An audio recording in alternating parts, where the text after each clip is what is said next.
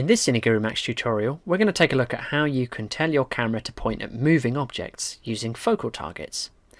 So here's a simple scene where a police officer is walking between three flags, and if we go back to the editor, you can see how we've set that up.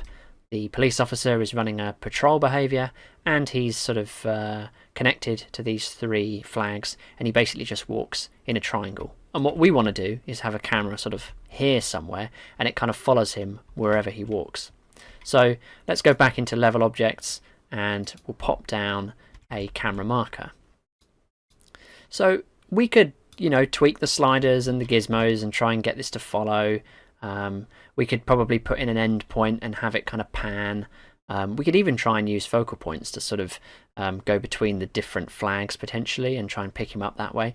But there is a much easier way of following a moving object, and that's using a focal target. So I'm just going to go back in and I'm going to add this. So this is a focal target. It looks quite similar to a focal point, but slightly different colour. And what this basically does is when you connect it to your camera marker, like this, and you then connect this to a moving object, you're basically telling the camera point to whatever object is connected to this focal target. So in this case it's going to be to our police officer. So what I'm going to do is I'm just going to make a couple of tweaks to our camera. So we're going to have this as quite a long shot. We'll make it 15 seconds. And just so we can be absolutely sure where the camera's pointing, I'm going to reduce the focal length start and focal length end to 40. So the frame of view is much tighter, so we can really tell exactly where we're pointing. And obviously I'm also going to drop in a cine trigger zone so I can set all this off. So we draw a connection between the cine trigger zone and the camera. So when the player enters the zone, the camera will be activated. So we go into the zone, there you go. We're pointing at our policeman. Specifically, you'd have to say kind of his midriff, maybe his torso. So not his face, not his feet. But there are ways that we can tweak the settings so that we can have that. We had a system in CineGuru Classic where if you named an entity, let's say this camera 2, if you named this policeman camera 2 _ target, camera 2 would do a similar thing. It would kind of follow this object wherever it moved. But it was kind of only smart enough to point at the origin of the target, which for most objects in Max and in Classic is their feet. It's the ground plane. So you'd end up with the camera following, perhaps looking at the bottom of a barrel or looking at the feet of a character or the base of a building, which is not super helpful. We did come up with some workarounds for that, but it's all much simpler in CineGuru MAX. If you go into the focal target, you can see it's got 3 offset parameters, and by default the Y offset, so that's the sort of height offset, is set to 50. So what that's done is it's moved our focus from the floor up 50 units to, it was about here, wasn't it? Sort of the torso.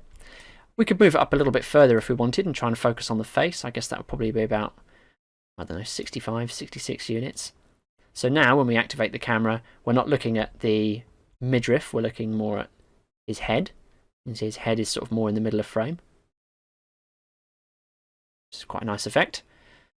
And we can also use these offsets to do other things as well. So we can offset the X and Y values.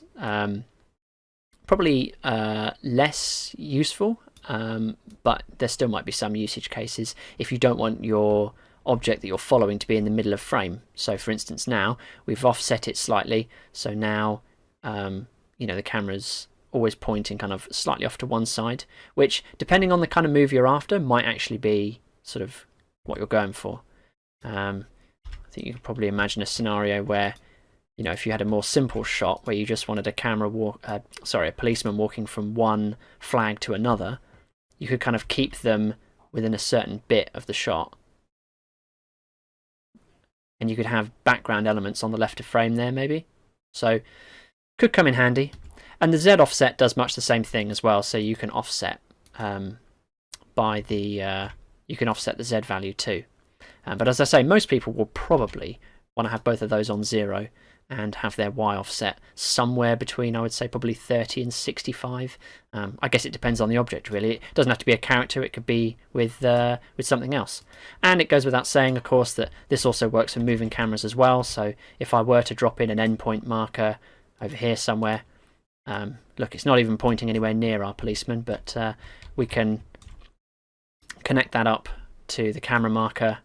And now, over the course of 15 seconds, as our camera is sort of moving out this way, we can be looking at the police officer the whole time. So you can see the camera is actually moving. You can see it better when the policeman gets further away.